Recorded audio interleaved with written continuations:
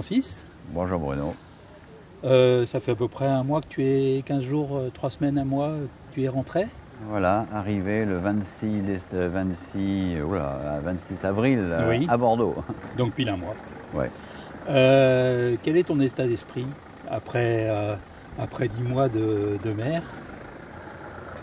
Alors, ça a été très spirituel et surtout depuis le Cap Horn, où j'ai appréhendé énormément mon retour à la civilisation. Et pourtant, j'avais envie de revoir mes proches, ma compagne, mes enfants et mon petit-fils que je n'avais pas vu. Alors, l'état d'esprit, c'est que j'ai quand même encore beaucoup de mal par rapport à la civilisation, Oui. et que j'ai envie de repartir. Je ne peux pas me faire, de toute façon, voilà, à cette vie de terrien. Donc, c'est de repartir, de partager mon expérience, d'abord par rapport forcément au cancer, qui a été le moteur de ce périple pour moi et ma plus grande motivation. Et donc je vais témoigner dans plusieurs écoles, tenir des conférences par rapport à ça, par rapport à toute cette expérience qui a été quand même assez fabuleuse, quoi. D'accord. Et donc pas de saturation de la mer? Certainement pas. Aucune saturation. Et quand je suis revenu du Brésil, il y a eu pendant 15 jours où là je n'avais vraiment plus envie de rentrer. J'étais tellement bien en mer que de savoir que j'allais rentrer. Il a fallu le dernier stade à quelques jours de l'arrivée pour me dire bon, maintenant tu vas retrouver tes proches, tu vas témoigner, tu le fais par rapport au cancer. Mais sinon, il n'y aurait pas eu ça. Je crois que je faisais demi-tour à un certain moment, hein. D'accord. Donc mon envie, c'est de repartir en mer, quoi. Donc bon, on va voir un petit peu comment ça s'est passé. Déjà le départ, je crois que tu as fait 2-3 arrêts forcés. Oui, alors de toute façon déjà par rapport à Fanches, où on a décidé de partir le même jour, ensemble, et d'aller le plus loin possible ensemble. Bien sûr. Ce qui voulait dire que quand il y en avait un qui avait un problème, l'autre s'arrêtait. Oui. Et ça m'a valu donc un premier arrêt à Mindelo. Là, c'est moi qui ai eu un problème technique sur le bateau. Fanches m'a suivi. Puis on s'arrête à Jacaré au Brésil. Là, c'est Fanches qui a des problèmes techniques et je le suis. Et on fait un petit arrêt en Tasmanie parce que j'ai un problème de voile qu'il faut que je change au calme. Et pareil, voilà, on se suit. Et après, ça a été donc en Nouvelle-Zélande. Alors là, la Nouvelle-Zélande, ça a été une grande aventure, avec beaucoup de péripéties, beaucoup de problèmes. Mais pareil, on s'est suivi et jusqu'à Jacaré, où là, on s'est arrêté ensemble. Mais là, c'était lui pour des problèmes physiques, puisqu'il avait un problème de hernie inguinale. Et après, donc là, je suis remonté tout seul du Brésil. Donc ça nous a valu 4 arrêts, 4 escales, quoi. D'accord. Dont 2 pour toi, quoi, pour tes problèmes de bateau. Voilà. Donc tu as eu quoi? Tu as eu des problèmes de génois? Oui, c'est un enrouleur qui avait été mal monté, à Mindelo. Donc là, il a fallu s'arrêter, le démonter, le remettre en état. Après la grosse réparation, qui m'a valu donc cet arrêt en Nouvelle-Zélande, là c'est parce que le génois neuf avait explosé et que celui qui était prévu en rechange malheureusement n'avait pas été bien révisé, et au bout de 4 jours elle a explosé lui aussi. Donc j'avais plus le choix en Nouvelle-Zélande que de m'arrêter. Bien sûr. Mais ça a été compliqué par rapport à mon chat, Navy. Oui, parce qu'ils sont très rigoureux sur le...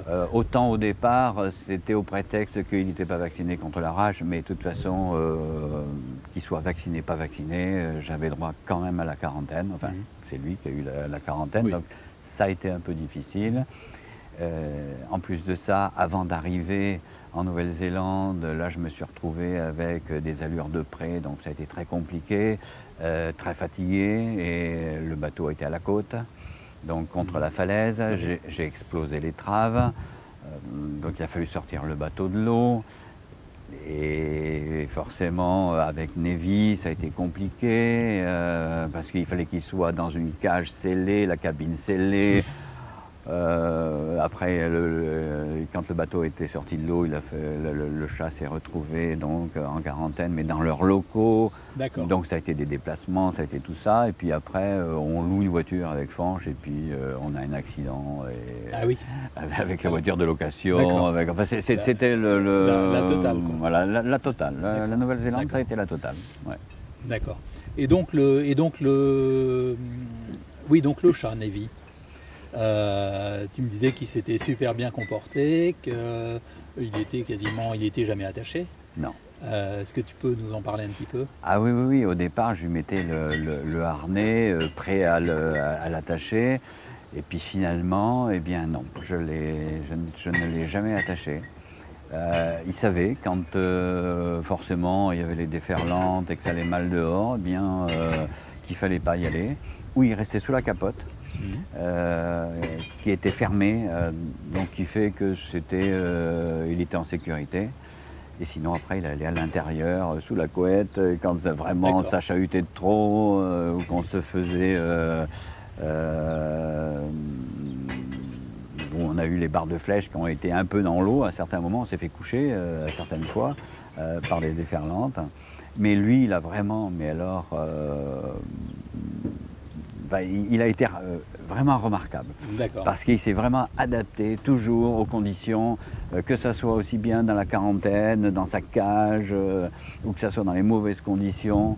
On a toujours été très observateurs les deux, donc lui toujours à l'affût de ce que je faisais, et puis moi à l'observer, parce qu'il a une ouïe forcément qui est bien plus développée que la mienne.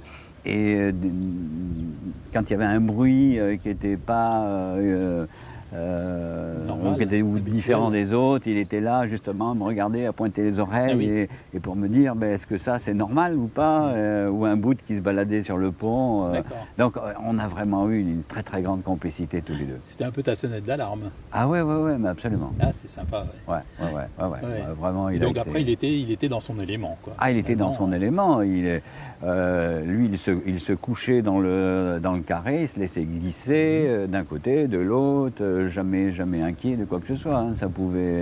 Ça pouvait remuer. Bon, s'il en avait marre, effectivement, il se mettait sous la couette, et puis il dormait, parce qu'un chat, ça dort quand même une moyenne de 16 heures par jour. Alors voilà, Dieu sait s'il dormait. Mais vraiment, il a été vraiment admirable. Ok. Et donc au niveau de ta démarche de lutte contre le cancer, comment tu as géré ta communication là-dessus, et comment ça s'est fait? Alors là, ça a failli... je ne sais pas si j'aurais abandonné, mais quand je suis arrivé à proximité du Cap de Bonne-Espérance, justement la société de com qui me suivait et faisait le lien entre qui d'abord enrichissait mon blog et faisait le lien avec la presse, bien cette société de com a fermé les portes. Et puis je voyais que les dons pour le cancer, ça bougeait pas beaucoup. Bon, là, j'ai eu d'autres problèmes techniques. Enfin, tout ça cumulé m'ont vraiment remis en question avant le Cap de Bonne-Espérance. Bon, heureusement que les problèmes techniques ont été assez vite réglés. Puis qu'après, je me suis lancé de toute façon dans l'océan Indien. C'est vrai que de loin, ça doit être compliqué, quoi. Ce genre de petits problèmes oui, parce que techniques, ça prend des proportions importantes. Tout à fait. Mais quoi qu'il en soit, si je n'avais pas eu quand même le cancer comme moteur, je crois que je ne serais pas allé jusqu'au bout. D'accord. Ça a été quand même mon moteur. Et parce que je savais quand même qu'à la fin, il fallait que je témoigne. Bon, même si financièrement, les objectifs n'ont pas répondu à ce que j'avais fixé, à mes expériences, mais tant pis, quoi. C'est surtout le fait de témoigner, quoi, par rapport au cancer. Mais maintenant, tu peux effectivement en plus en témoigner derrière et ça peut, c'est pas terminé. La longue route au niveau du cancer n'est pas terminée. Non, elle n'est pas terminée, d'abord parce que j'ai eu un type de cancer qui est relativement rare chez les hommes et qui, évidemment, est plus un cancer féminin et qui est en très très très grande progression chez les hommes. Et le CHU de Bordeaux a justement financé un reportage dont je serai un grand témoin par rapport au périple, pour que ce reportage-là soit diffusé chez tous les praticiens et les alerter justement que suivant certains phénomènes, il faut faire des choses, et penser que derrière ça peut être un cancer, que c'est, me concernant, que ça peut ne pas être qu'un simple mot de gorge, un mal de gorge, quoi. Ça peut être au-delà. Donc voilà, ça va permettre peut-être de dépister des futurs malades. Et puis mon message, c'est surtout de dire qu'il y a une vie quand même après un cancer, que bien sûr qu'il y a beaucoup de décès, mais on n'en meurt pas à chaque fois, mais qu'il faut avoir de la motivation, il faut avoir des projets. Et en tout cas, le fait de m'inscrire à la longue route, c'est ce qui m'a motivé et m'a sûrement aidé à la rémission du cancer. Oui aussi. Oui. Ok. Et donc la partie longue route solidaire avec Fanche, comment ça s'est... bon, il y a eu les escales. Vous avez fait une escale pour l'autre finalement. Des escales ensemble, mais quand vous étiez en mer, vous communiquiez beaucoup quand même. Ah oui, de toute façon on a communiqué tous les jours.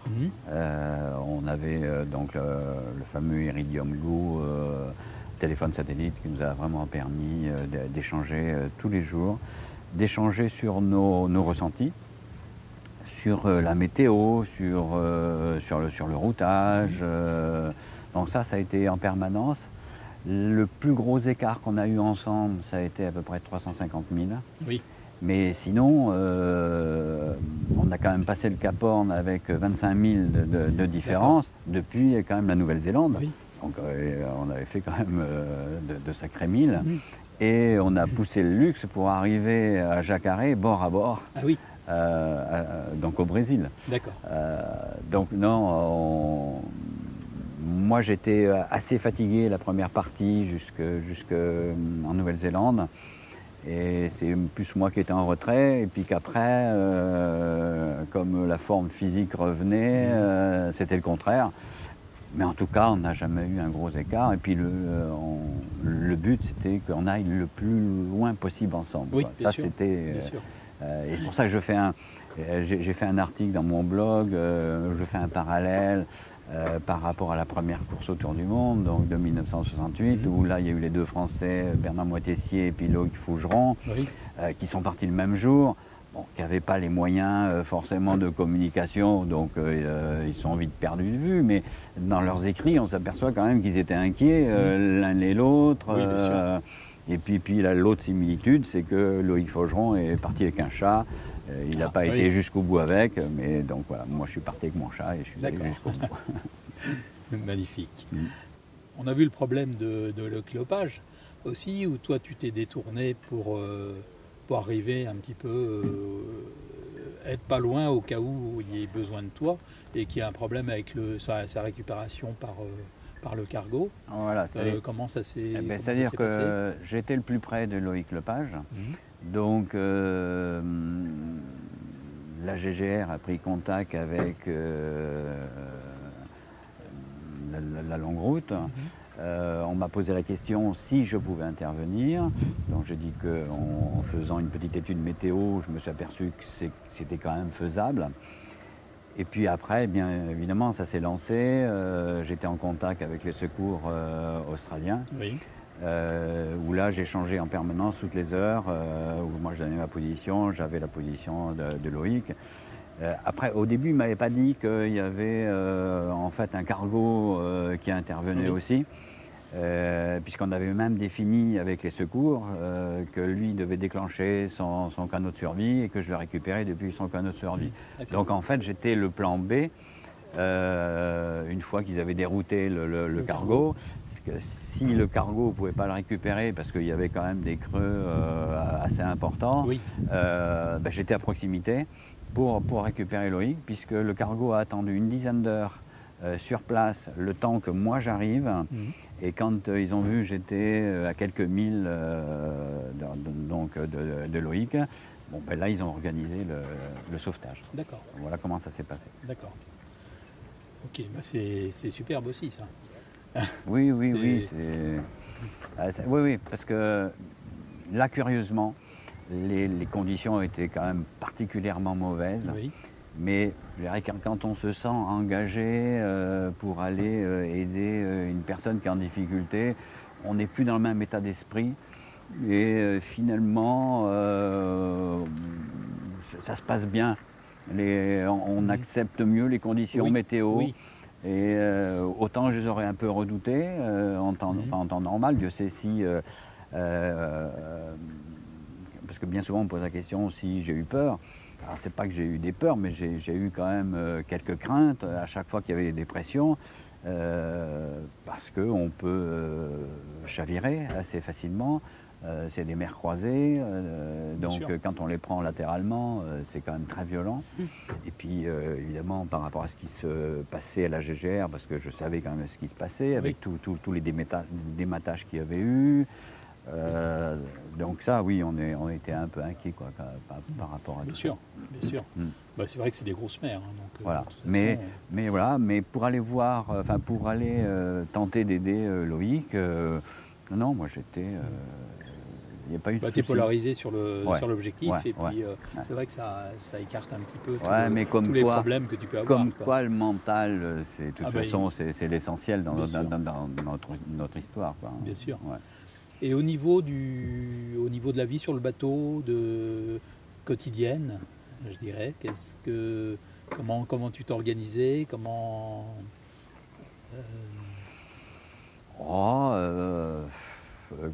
s'organiser il y avait plein d'occupations parce que sur le bateau, il y a toujours des réparations à faire. Je crois qu'il ne s'est pas passé une journée où je n'avais pas des choses à bricoler. Et se préparer, la nourriture, parce que la nourriture, c'est hyper important. Bien sûr. Bien se nourrir. Et là, de ce côté-là, j'avais vraiment, j'ai pas eu de soucis. Quand je vois ce qu'il me reste à l'arrivée, je vois que je peux peut-être pas en faire un autre, mais je pouvais faire la moitié d'un autre. D'accord. Ouais. Mais ça, c'est parce que quand j'ai descendu l'Atlantique, j'ai énormément pêché. Oui. Donc je n'avais pas touché une conserve jusqu'au Cap de Bonne-Espérance. D'accord. C'est-à-dire que j'avais pêché des thons de 25-35 kilos. D'accord. Et j'ai mis ça dans du sel, j'ai fait aussi dans du sous-vide, parce que j'avais une toute petite machine en sous-vide. Oui. Donc ça m'a permis de vraiment bien me nourrir. Et on passe du temps justement à prendre ce plaisir-là sur le bateau. Je crois que tous les marins, on a ce plaisir-là, de bien se nourrir. Après, d'une part, je ne me suis jamais ennuyé. Je n'ai jamais souffert de solitude sur le bateau. Alors j'avais des films, j'avais de la lecture, j'ai écrit, j'ai essayé de renseigner mon blog. Bon, c'est ma fille après qui mettait ça un peu en page. Mais non, vraiment, tout s'enchaînait bien. J'arrivais le soir, la nuit tombante, je ne m'en apercevais pas. C'était le temps a défilé à une vitesse grand V. Et puis passer, même si c'est flippant de voir une mer déchaînée, et de se dire, il y a des risques de chavirage, mais le spectacle était tellement beau. Et justement, avec Navy, on était là, on sortait juste la tête. Enfin, lui, il se mettait en long, il se calait sous la capote, et moi, je sortais la tête. Et ce spectacle, quoi, on ne peut pas s'en lasser. Ça, c'était impressionnant. Et au niveau du bateau, tu dirais que c'est un bateau qui est bien adapté à à ce périple où tu t'es dit, ah bah tiens, il y a peut-être quand même des fragilités, il y a peut-être quand même Ouais, c'est-à-dire que ce c'est un bateau de bateau-là, je série, l'ai quoi. depuis Donc, 2007, non 2010, pardon. Je ne l'avais pas acheté pour faire évidemment oui, ce genre de périple. Mais la structure a parfaitement bien résisté.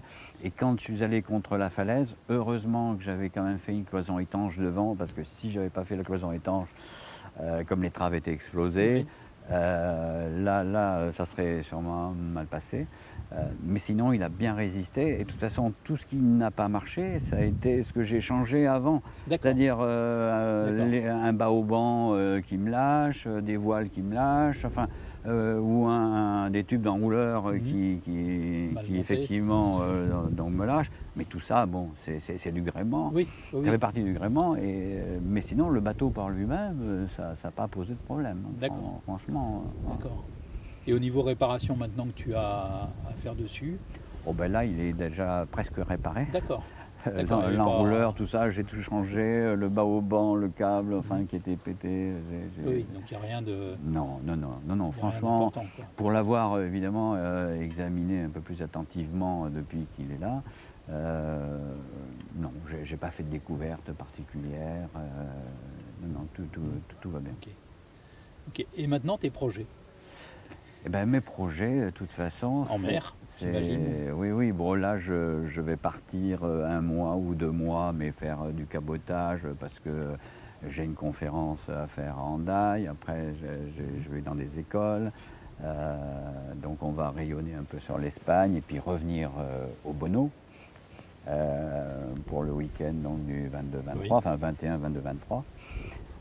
Et après, le bateau va revenir à Bordeaux, puisque comme j'habite Bordeaux, il va être basé au oui, bassin à flot, pour vraiment le remettre en condition de grande croisière et partir, finir un tour du monde que j'avais commencé en 2015, d'accord, oui. arrêté à cause du cancer, mais mon souhait c'est d'aller dans le Pacifique et puis voilà, profiter du Pacifique un maximum. Et profiter des escales, Et profiter des escales, oui, bien sûr que c'est pas vraiment bien sûr. pour me retrouver dans les conditions que j'ai connues. Ok. Et ton arrivée, donc ton arrivée, euh, ta rencontre avec les terriens actuels, euh, comment tu le, comment tu le vis Bah, d'une part, je trouve, après être détaché un petit peu pendant de longs mois. ouais, 10 mois. Et voilà, 10 mois. Donc, Ouais, ouais. Ben, j'ai beaucoup de mal avec les terriens. Euh, le, le superficiel, franchement, ça me gêne beaucoup. Et chez les terriens, malheureusement, enfin, il y en a beaucoup, il y en avait avant, il y en a peut-être plus maintenant, je sais pas. Je trouve que le climat social, tout ça s'est dégradé depuis que je suis parti. Euh, il y a une petite anecdote, c'est que quand je suis arrivé à Bordeaux, c'était au ponton d'honneur, et puis le lendemain, je vois des gilets jaunes partout. Bon, ben voilà quoi, voilà, j'avais pas ouais. connu ça avant, et Bah puis oui, j'arrive bien sûr. là. Euh, donc tout ça, j'ai du mal à m'y faire, Mhm. et puis j'ai pas envie quoi. Oui, oui. J'ai envie de retrouver ma liberté, mon indépendance, de vivre aussi dans la décroissance. Mhm. Parce que sur un bateau, on peut vivre vraiment dans la Oui, décroissance. complètement. Oui. Donc voilà, c'est ce que j'ai envie. D'accord. Et qu'est-ce que tu dirais aux quelques-uns qui vont partir là sur la longue route, donc 2019, qu'est-ce que tu pourrais leur conseiller Qu'il faut, alors déjà au niveau de la préparation du bateau, moi le mien il n'était pas suffisamment préparé Oui, et je me serais sûrement évité certains problèmes. Donc ça il faut vraiment bien le préparer et bien naviguer avant. hmm, Et essayer de trouver des mauvaises conditions pour bien sûr. justement on puisse tester convenablement le bateau. Et après, qu'il faut vivre intensément tout ça. Mais ce qui se passe aussi, c'est que je comprends ceux qui ont abandonné, parce qu'il faut vraiment avoir quand même une solide motivation pour faire ce périple. Et surtout quand on arrive aux alentours du Cap de Bonne-Espérance. Ça c'est la porte. Une fois qu'on l'a franchie, une fois qu'on est dans le Grand Sud, on sait qu'en principe la marche arrière, on peut quasiment plus la faire, quoi. Et du reste, c'est là où il y a eu le plus d'abandon, au Cap de Bonne-Espérance. Et là, il faut de la motivation, quoi. Il faut du mental. Il faut du mental. Ouais, franchement, il faut du mental. Mais qu'il y a tellement de choses positives quand on fait ça, et surtout sur un plan spirituel. Moi, ça m'a permis, mais vraiment d'aller explorer au fin fond là, de mon âme, des choses que je n'avais jamais fait avant. Et ça, on fait des découvertes là. Ouais. Au niveau de la méditation, on fait beaucoup de découvertes. Ah oui, c'est intéressant. Ouais. Ok, je ne sais pas si tu as d'autres choses que tu as envie d'ajouter. Il y a plein de choses, il y aurait plein de choses à dire. On pourrait rester des heures à discuter. Ouais, tout à fait. Mon combat, ça a été... Enfin, mon combat, non, c'est pas un combat, mais comme je l'ai dit tout à l'heure, c'était par rapport au cancer. Et que là, voilà, j'ai besoin de témoigner. Dieu sait si, justement, tout ce périple m'a permis sûrement aujourd'hui de prendre plaisir à m'exprimer devant tout un tas de gens, d'aller faire des exposés dans des écoles, qu'avant j'étais sûrement plus réservé. J'étais pas très à l'aise pour faire ça. Et que le périple m'a permis d'avancer un peu plus pour m'exprimer et témoigner. C'est amusant quand même que ce soit une grande période en solitaire qui t'aide à t'exprimer derrière. C'est mais franchement, je me sens porté par plein de choses. Oui, bien sûr. Puis tu as quelque chose à dire. Tout à fait. Tu as un vrai message à passer. Quoi. Je pense que c'est ça qui aide. Oui. D'accord. Eh ben, merci Francis. Et merci Bruno. Et puis bon projet pour la suite. Ok. Allez, merci.